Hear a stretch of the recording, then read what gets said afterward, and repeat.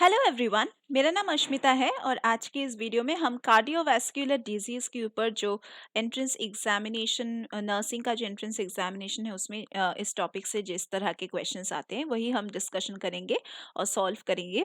तो चलिए वीडियो को स्टार्ट करते हैं।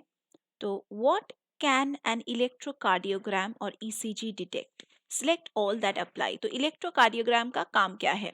बेसिकली यही क्वेश्चन है।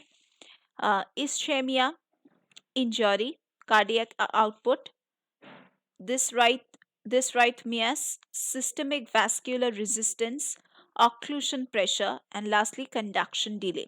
तो इलेक्ट्रोकार्डियोग्राम जो है it can indicate ischemia of the heart muscle, तो ये तो जाएगा ही.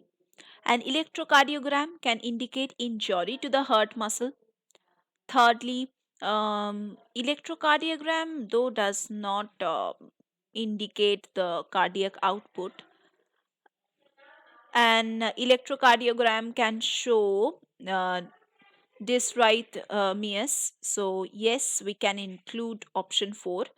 Next, systemic vascular resistance, that is SVR. No, it is not shown by ECG.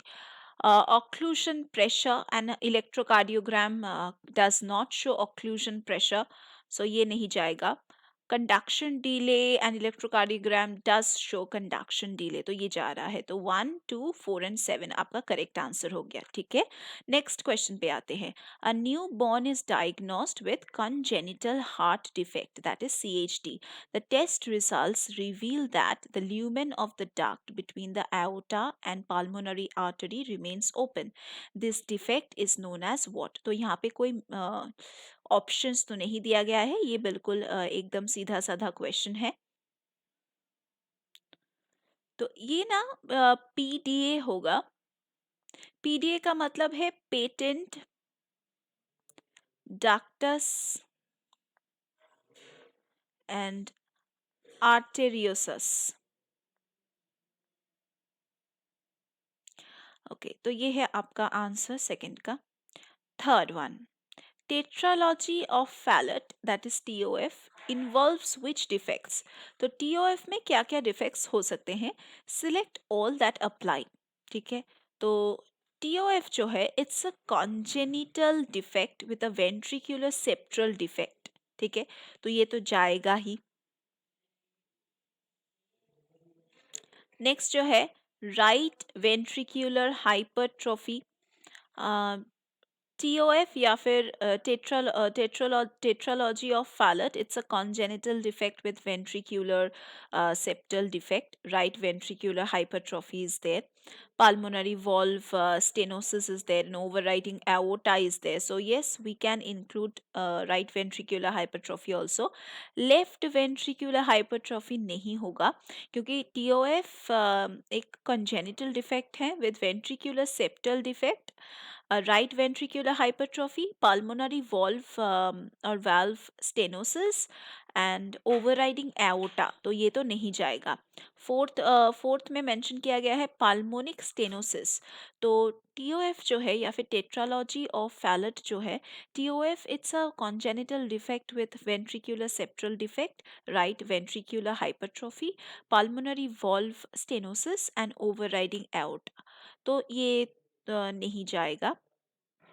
नहीं नहीं, ये फोर्थ वाला जाएगा. हाँ, फोर्थ वाला जाएगा, फिफ्थ वाला फिर नहीं जाएगा. ठीक है, सिक्स्थ ऑब्वियसली जाएगा ओवरराइडिंग एओर्टा. इतने बार मैंने डेफिनेशन बोला है तो उसमें मैंने इसको इंक्लूड करके ही बोला था. Next, patient ductus arteriosus, PDA, ये नहीं जाएगा. ठीक है, okay. Next, a 10-year-old child is recovering from a severe sore throat. The parent states that the child complains of chest pain. The nurse observes that the child has swollen joints, nodules on the fingers, and a rash on the chest. The likely cause is dash. तो आपका answer रहेगा RF. RF का मतलब है rheumatic fever. rheumatic fever. तो यहाँ पे जो ये जो fill in the blanks आपको दिया जाएगा ना, यहाँ पे ज़्यादातर ऑप्शंस नहीं दिया जाएगा. ठीक है, जैसे कि आप ऑलरेडी देख सकते हैं यहाँ पे आपको खुद को जानना है आपको सब कुछ जानना है इसके बारे में, and depending on the symptoms that is given to you in the fill in the blanks, you have to understand कि क्या आंसर होगा।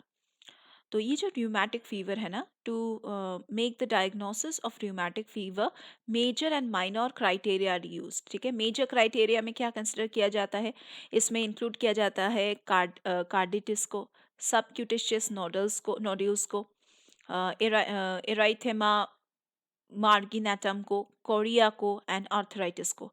एंड माइनर क्राइटेरिया में आप इंक्लूड कर सकते हैं फीवर को या फिर प्रीवियस हिस्ट्री ऑफ आरएफ को। ठीक है, okay, next, what should the nurse assess prior to administering digoxin, that is lanoxin? So sclera has nothing to do with CHF, that is, yeah, sclera has nothing to do with this. Second, apical pulse rate. Now, apical pulse rate is assessed because digoxin, that is lanoxin, जो mention किया गया है, decreases the HR. And if the HR is less than 60, then digoxin should not be administered. तो यहाँ पे second भी नहीं जाएगा. Third, cough. Okay no, second जाएगा, सॉरी, सेकंड तो जा रहा है, हाँ, एपिकल एपिकल पल्स रेट, हाँ ये जाएगा. कफ, कफ would not be administered before administration, so it is more commonly seen in patients who have been prescribed the ACE inhibitors, तो ये तो नहीं होगा. Last है liver function test. Liver function tests are not assessed before digoxin, that is lanoxin, is administered. So digoxin can lower the HR and cause dysrhythmias. Okay, dysrhythmias. So ये भी नहीं जाएगा. तो आज के इस वीडियो में बस इतना ही. हम लोग फिर से let's meet again in the next videos. And अगर आप कोई भी एंट्रेंस एग्जाम्स के लिए प्रिपेयर कर रहे हो, किसी भी गवर्नमेंट जॉब एग्जाम के लिए अगर आप प्रिपेयर कर रहे हो, तो उसके लिए हम आपको स्टडी मटेरियल्स प्रोवाइड करेंगे. लाइव लेक्चर्स हैं, रिकॉर्डेड लेक्चर्स पोर्टल एक्सेस हैं, एंड लाइक स्टडी मटेरियल्स आपको भेजा जाएगा. एंड इसके अलावा आपको जो मॉक टेस्ट है वो आप खुद दे पाएंगे एंड अपने प्रिपरेशन लेवल को जज कर पाएंगे कि कितना आप प्रिपेयर्ड है. तो अगर आपको क्लासेस में भर्ती होना है तो आपको नीचे जाके डिस्क्रिप्शन बॉक्स में चेक करना पड़ेगा.